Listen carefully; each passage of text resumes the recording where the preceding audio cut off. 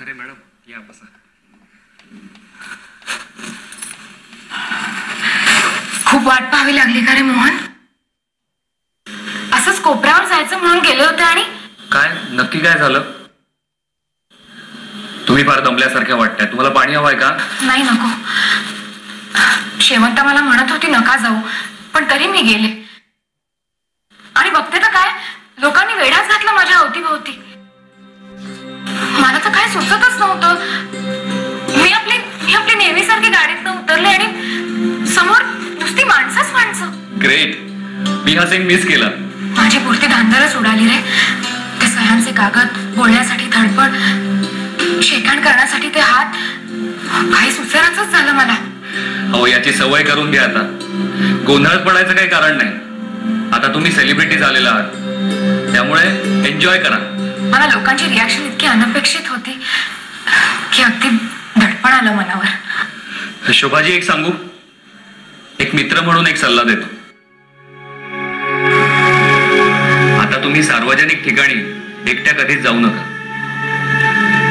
अहो तुम्ही मोठ्या सेलिब्रिटी झाला. तुमच्या प्रत्येक हालचालीवर लोकांचे डोळे लागलेत आणि आता या प्रोफेशन मध्ये काही अलिखित नियम पाळावेच लागतील, नाही का? तुम्ही अगदी घाबरवताय मला. डोंट वरी, डोंट मिसअंडरस्टँड मी. अहो मी फक्त सल्ला देतोय, सावध करतोय तुम्हाला.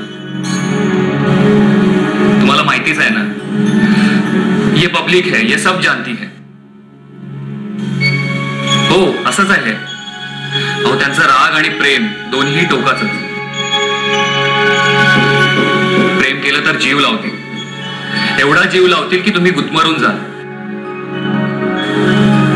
आणि खाली आपटलं तर एवढा आपटतील तुम्ही पुन्हा कधीच उठून उभे राहू शकत नाही. खरंय. प्रेम केलं ते इतकं की जीव गुदमरून जावा आणि झिडकारून दिलं ते इतक्या कठोरपणे. पण मी उभी राहिले, पुन्हा उभी राहिले माझ्या बळावर, माझ्या प्रयत्नांवर. शोभाजी मला काय म्हणालात का? नाही म्हणजे सॉरी मोहन. त्यात काय शोभाजी एवढं? हे बघा तुमच्या पास बद्दल मला काही फारसं माहित नाहीये आणि मी तुम्हाला तसं कधी विचारलंही नाही. पण इंडस्ट्रीतल्या अनुभवावरून खूप काही शिकलोय मी. त्यावरून नक्की सांगू शकतो की तुम्ही खूप कठीण काळ बघितलाय. तुम्ही खूप वाईट परिस्थितीमधून पुढे आलाय, हो ना?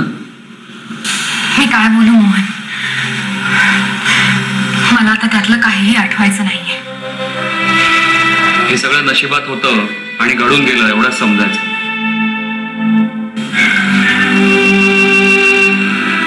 समोर पडलेलं प्रत्येक पान त्याच्या इच्छेनुसार खेळावंच लागतं, मनात असो वा नसो. पण ते इतकं सोपं नसतं. काही गोष्टी नाही विसरता येत, पण तरीही त्या विसराव्याच लागतात. सुखाच्या क्षणी दुःखाचा कड काढायची आपण नेहमीच चूक करतो. त्यामुळे दारात आलेलं सुख त्याचा नेहमीच आपण अपमान करत असतो. निदान ती चूक तुम्ही तरी करू नका. आलेल्या सुखाला आनंदानं सामोऱ्या जा. आणि मला खात्री आहे ही नवीन ओळख तुमच्या जुन्या स्मृतींना नक्कीच पुसून टाकेल. कोण जाणे हे असं खरंच होईल. मी या रस्त्याने जाते पण यामुळे खरंच माझं आयुष्य सुरळीत होईल.